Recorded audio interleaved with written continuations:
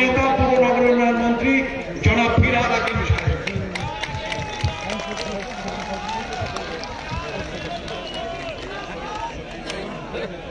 আমার অত্যন্ত প্রিয় বন্ধু, আমরা একসাথে দীর্ঘদিন এমএলএ ছিলাম। আমাদের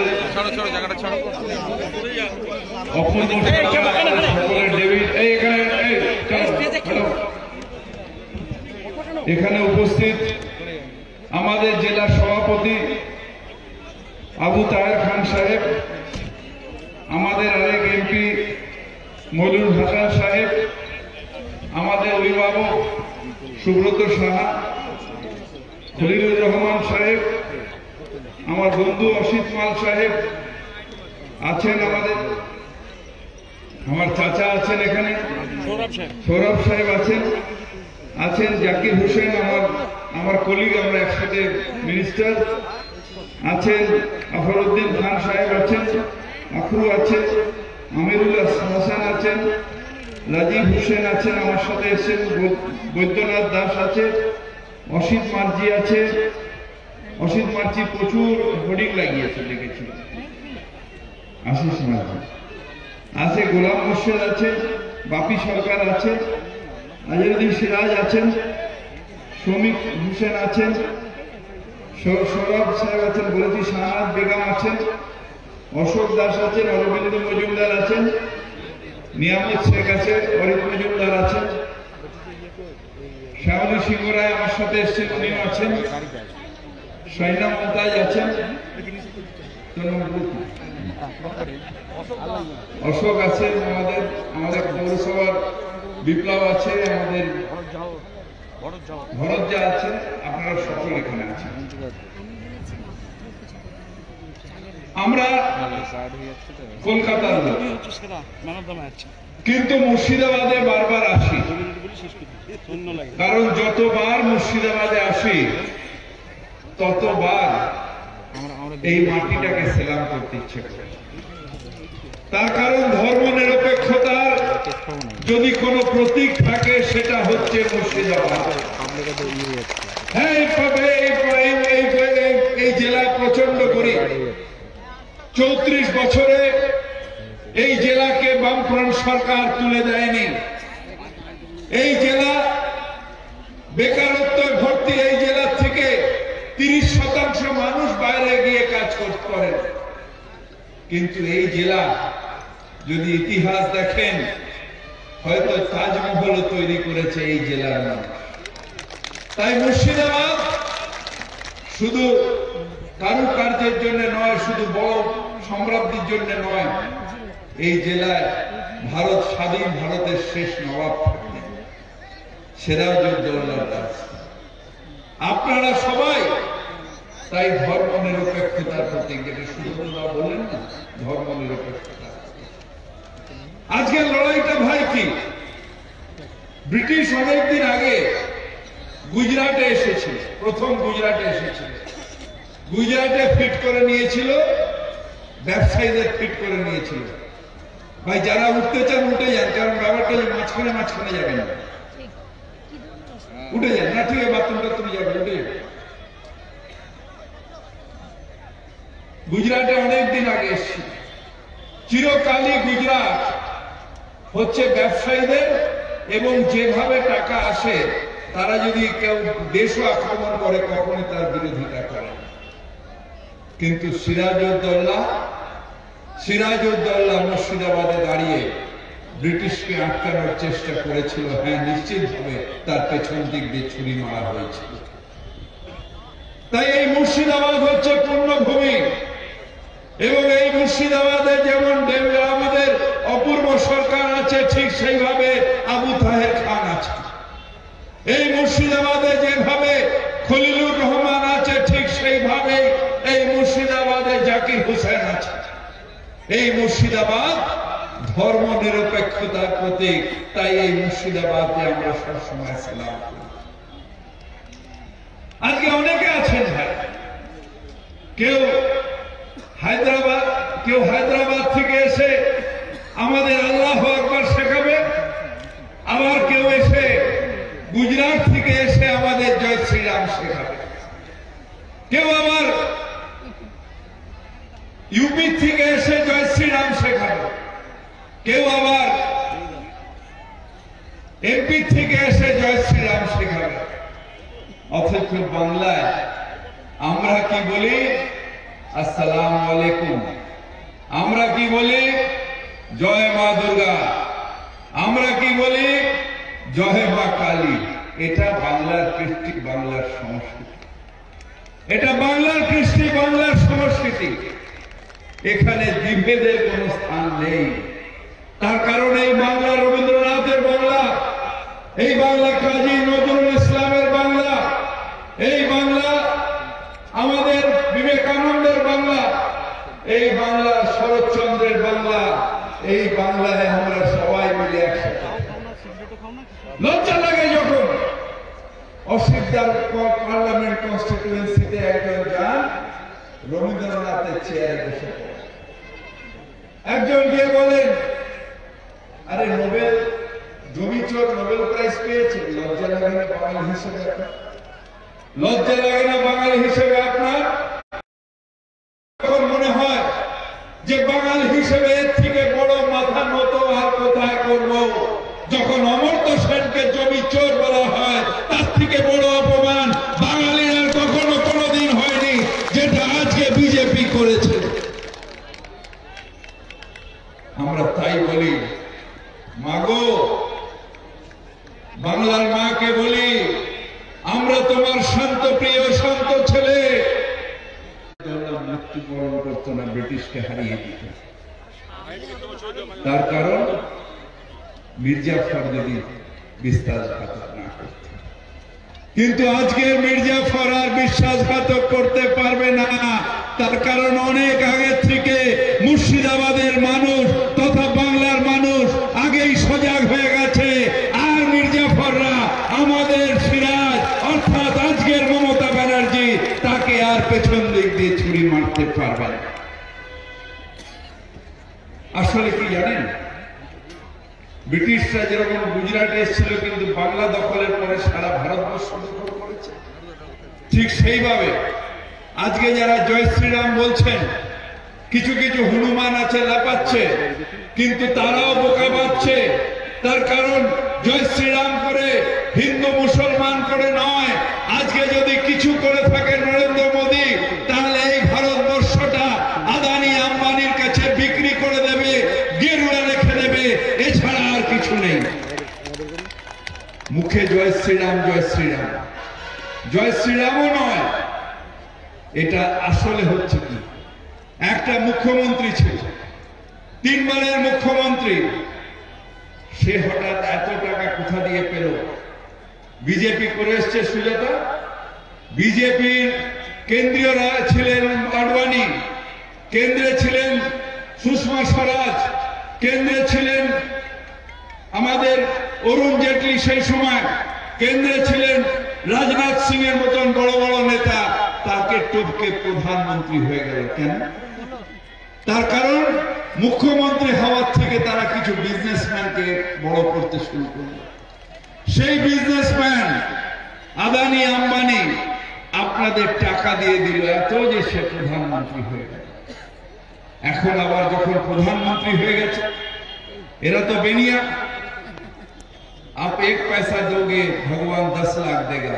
এরা বলছে 10,000 करोड़ देंगे, 10 लाख करोड़ लेंगे। কি করে? আপনারা জিও ফোন ইউজ করছেন, বিএসএনএল আর চলছে না, ভোডাফোনের শুধু লাইন কাটছে তো। কারণ ট্রাই যে আছে না, ট্রাই, তারা ভোডাফোনের লাইন কেটে দিচ্ছে। এয়ারটেল খালি কেটে কেটে যাচ্ছে, লাইন পাওয়া যাচ্ছে না, দূষণ। আর এয়ারটেল নেব না, জিও নেব, জিও। 130 কোটি মানুষ যদি জিও নিয়ে নেয়, কত টাকার ব্যবসা হবে জিওর? 50 লক্ষ কোটি টাকা ব্যবসা করবে জিও। কত টাকা? ভারতবর্ষের বাজেটের বাইরে। তাতেও শেষ হলো না, তাতেও শেষ হবে না। তারপরে আবার কি হবে? এখন এসছে কৃষকদের 3টে বিল নিয়ে এসেছে। একটা বিল কৃষকরা, আপনাদের কৃষকের 1 নম্বর বিল কি? কৃষকদের যে মান্ডি সেই মান্ডি তুলে দেওয়া হবে। কৃষকরা তাদের প্রোডাক্টগুলো বড় বড় যে হাউস আছে তার মানে বড় পুঁজিপতির কাছে সেইটা বিক্রি করে দেবে। দ্বিতীয় বিল হচ্ছে আমাদের কৃষকদের একটা দাম আছে, মমতা বন্দ্যোপাধ্যায় 480 টাকা কুইন্টাল চাল কেনে, তার থেকে উপরে আপনি বিক্রি করতে পারেন, কিন্তু কৃষকরা তার থেকে নিচে নেবে না, লস হয়ে যাবে, সেই দাম উঠে যাবে। ওই বড় হাউস যে দাম বলবে সেই দামে কৃষককে বিক্রি করতে হবে। অর্থাৎ বড় হাউস বলবে 200 টাকা কুইন্টাল দেব, তখন তো মান্ডি উঠে গেছে, আর তো অন্য লোককে বিক্রি করতে পারছেন না, তখন সেই 200 টাকায় মাল বিক্রি করে কৃষক মায়ের ভোগ হয়ে যাবে, শেষ হয়ে যাবে। তৃতীয় বিল, এসেনশিয়াল কমোডিটিজ অ্যাক্ট বলে কিছু থাকবে না, অর্থাৎ চাল ডাল খাদ্য এগুলো সব এসেনশিয়াল কমোডিটিজ অ্যাক্ট। এখানে কেউ মজুতদারি করতে পারে না, এখানে বড় হাউস ইচ্ছে করলে সেগুলোকে মজুতদারি করবে। একটা সময় মান্ডি থাকবে না, ভালো করে শুনে নিন, কৃষক হবে না, এরা মজুতদারি করে রিলায়েন্স ফ্রেশ ছাড়া মাল পাবেন না। এই আদানি এফসিআই কিনে নেবে, কৃষক তখন কি হবে? কৃষক তার এলাকায় লসে মাল বেচে আর পারবে না। বড় বড় হাউস তখন সেই জমিগুলো কিনে নেবে, এইসব কৃষি জমি, সেইখানে সেই জমিগুলো তারা তখন হেলিকপ্টার দিয়ে চাষ করবে, বড় বড় মেশিন দিয়ে চাষ করবে, আর প্রত্যেকটা কৃষক ভারতবর্ষের সে নিজের জমিতে ক্ষেত মজুর হয়ে থাকবে, সেইটা রাস্তায় আজকে করে দিচ্ছে। তার জন্য কত মাল আসবে যদি কৃষি বাজার ডাইরেক্টলি ওরা নিয়ে নেয়? 10 লক্ষ কোটি টাকা, 10 লক্ষ কোটি টাকা ভারতবর্ষের বাজেটের থেকে 100 লক্ষ কোটি টাকা ভারতবর্ষের বাজেটের থেকে বেশি আদানি আম্বানিদের কাছে। তখন এখনই শুরু হয়ে গেছে, সব মিডিয়া কিনতে শুরু করেছে, বড় মোদি মিডিয়া ছাড়া আর কেউ দেখাতে পারবে না। কৃষক আন্দোলন হচ্ছে, এখানে দিলীপ বাবু বড় বড় কথা বলে, বিজেপি নেতারা বড় বড় কথা বলে, রোজ একটা দুটো করে ওখানে কৃষক 1 ডিগ্রি টেম্পারেচার সেখানে মারা যাচ্ছে। যে কৃষকরা আমাদের অন্নদাতা, যে আমাদের খাওয়ায়, তারা প্রত্যেক দিন মারা যাচ্ছে। প্রধানমন্ত্রী তিনি 4টে 5টা সোয়েটার পরে রুম হিটার চালিয়ে দিল্লিতে বসে আছেন, আর কৃষকরা মারা যাচ্ছে। সেটা আজকে বিজেপির লজ্জা নয়, ভাগন বাংলা দখল করা, সেটা তার কাছে বড় হয়ে দাঁড়িয়েছে। তার প্রতিবাদ করবেন না? এখানে হিন্দু মুসলমানের ব্যাপার নেই, তার কারণ বাংলায় মুর্শিদাবাদের কাছ থেকেই আমরা শিখেছি হিন্দু নরা মুসলমান। এ জিজ্ঞাসা কোনজন? কান্ডারি বলে ডুবিছে মানুষ, সন্তান মোর মার।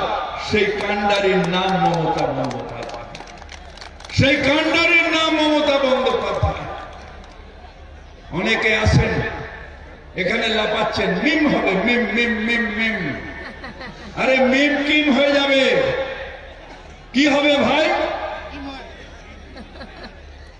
147টা আসন না হলে সরকার গড়ে না। মিম 147টা আসন দিতে পারবে? হ্যাঁ কি না? ওই যে ওখানে যারা মুসলমানদের সহায়ক হয়ে লাপাচ্ছে তারা দিতে পারবে? তাহলে কি হবে? মমতাকে হারালে অধীরের কংগ্রেস আসতে পারবে, সিপিএম আসতে পারবে, কে আসবে তখন? বিজেপি আসবে। তার মানে মিম কার রাস্তা সহজ করছে? বিজেপিকে আনতে চাইছে। ওই যে পীরজাদা সাহেব কার রাস্তা সহজ করছে? বিজেপিকে আনতে চাইছে। বাংলার মানুষের সম্মান নেই। যদি তুমি সংখ্যালঘুর নেতা হও তাহলে সংখ্যালঘুর প্রোটেকশন নয়, বিজেপির সাথে সেটিং, যেটা কেজরিওয়াল বলে গেছিল সেইটাই হয়ে যাবে। সংখ্যালঘু মায়ের ভোগে যাক, আবার গুজরাটের মতন 2000 লোক কতল হয়ে যাক, বিগিদিনের মতন সেখানে মারা হোক, যোগীর রাজ্যের মতন রোজ তাদের খুন করা হোক,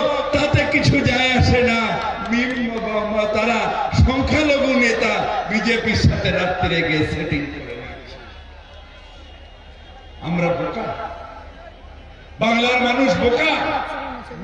বাংলার মানুষ বুদ্ধু যে কখনো জয় শ্রীরাম বললেই লেগে যাবে, কখনো আল্লাহু আকবার বললেই লেগে যাবে? না, কারণ আমরা শ্রী নজরুলের কাছ থেকে শিখেছি যে হিন্দুরা আর মুসলমানের জিজ্ঞাসা করি। হ্যাঁ, হিন্দু মুসলিম শিখ ইসাই আমরা সবাই ভাই ভাই, একসাথে বাংলায় শান্তিতে থাকতে চাই, তাই বিজেপিকে দূর রাখতে চাই, তাই মিমকে আমরা সরাতে চাই, তাই অন্য সাম্প্রদায়িক দলকে সরাতে চাই। ভাই হয় না, কখনো অন্যায়কে অন্যায় দিয়ে শেষ করা যায় না, কখনো অন্যায়কে অন্যায় দিয়ে শেষ করা যায় না, কখনো নফরতকে নফরত দিয়ে শেষ করা যায় না, নফরতকে শেষ করতে গেলে ভালোবাসা দিয়ে শেষ করতে। তাই আপনাদের কাছে অনেক খুন ধরে লেগে চলছে, আমি বেশিক্ষণ নেব না, যে সচেতন থাকুন, আপনারা সচেতন থাকুন। এই মুর্শিদাবাদে অধীর বাবু হয়তো ভেতরে ভেতরে সেটিং করে ফেলেছে, সেটিং করে ফেলে বলছে আরে অন্যের পা কাটলে কে, আমি প্রেসিডেন্ট তো কি, আমার নিজের পা কেটে অন্যের যাত্রা ভাঙব। আরে ভাই, যদি ধর্ম নিরপেক্ষতা আর একসাথে থাকতে হয় তাহলে তো বলা উচিত মমতা তুমি এগিয়ে চলো, আমরা তোমার সাথে আছি। যদি সত্যি সত্যি বাংলাকে বাঁচাতে হয় তাহলে তো বলতে হবে মমতা তুমি এগিয়ে চলো, আমরা তোমার সাথে আছি।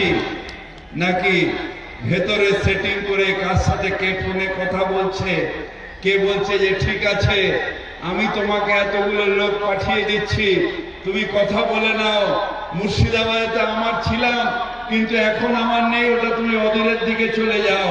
এই সব খবর আমরা জানি, মুর্শিদাবাদের মানুষ জানে।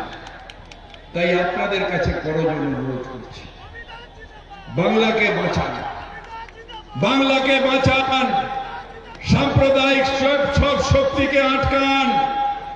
এই মুর্শিদাবাদ থেকে সাম্প্রদায়িকতার বিরুদ্ধে আন্দোলন, এই মুর্শিদাবাদ থেকে সাম্প্রদায়িকতা ছেড়ে দিয়ে লড়াই, এই মুর্শিদাবাদ বাংলাকে শিখিয়েছে। আপনারা শপথ নিন, মমতা বন্দ্যোপাধ্যায়ের সাথে থাকবেন, তৃণমূল কংগ্রেসের সাথে থাকবেন, আর বলবেন এই বাংলায় আমরা একসাথে রয়েছি, আবার কোন মির্জাফরকে আমরা জায়গা দেব না, আমরা এগিয়ে যাব, এই বাংলাকে আমরা এগিয়ে নিয়ে যাব। হ্যাঁ, এই কন্যাশ্রীর বাংলা, এই রূপশ্রীর বাংলা, এই সবুজ সাথীর বাংলা, এই স্বাস্থ্য সাথীর বাংলা, এই বাংলা মমতা ব্যানার্জি ছিল, আছে, থাকবে। আপনাদের সকলকে অভিনন্দন জানিয়ে আমার বক্তব্য রাখছি। জয় হিন্দ, বন্দে মাতরম। তৃণমূল কংগ্রেস জিন্দাবাদ, মমতা ব্যানার্জি জিন্দাবাদ।